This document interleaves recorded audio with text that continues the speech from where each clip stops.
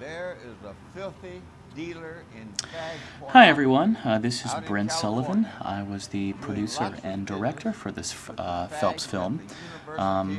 Fred and I worked together on about 20 different videos, so we felt it would be appropriate for me to do some commentary. I actually think this was some of our best work together. Fred and I shot this as we shoot most of our videos at 4 in the morning. That's when Fred is typically his most feverish, and we think it's best to really capture his confused rage when it is at its peak. What a lot of people don't know is that Fred doesn't really sleep much anymore. He's in his 80s, and occasionally he will hallucinate, which I believe during which he will get enough rest to sustain life. But most things considered, he really doesn't sleep at all.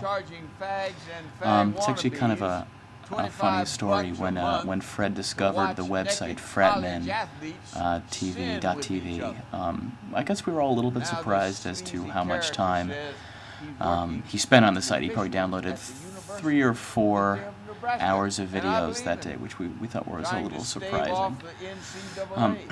Using the term Fag University was actually difficult. We had to do some research because we've referred to so many universities as Fag Universities. We had to find out whether we could continue to call schools Fag Universities. Like, for instance, Harvard had been a Fag University at one point, so had Brown. I think the University of Michigan at one point was a Fag University. So it was important that we, satisfy all legal obligations when referring to universities as Fag Universities. This is actually one of my favorite visual aids. It's in fact true. Anyone who is watching this video does in fact hate their children, and I think that's worth noting.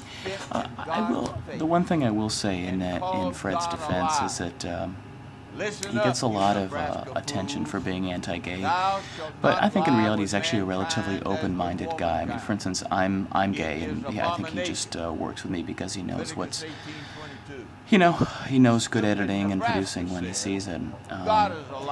So, I think it boils down to he always wanted to be famous, and I think he saw this as a way to become famous, and he's really a pretty open and accepting guy. A couple other things. I mean, for instance, whenever he and I work together on a project, he always insists that I spend most, if not all, the time producing with my shirt off, no shirt, on the set is one of his rules, and it's something that he doesn't necessarily himself follow through on, which I think is okay with all the people on the set. But, so, I mean, again, I think it just boils down to, I think he enjoys the attention that comes along with the Westboro Baptist Church, which is why he puts on such a demeanor of being a psychopath. So, anyway, thanks for listening, everyone. For more time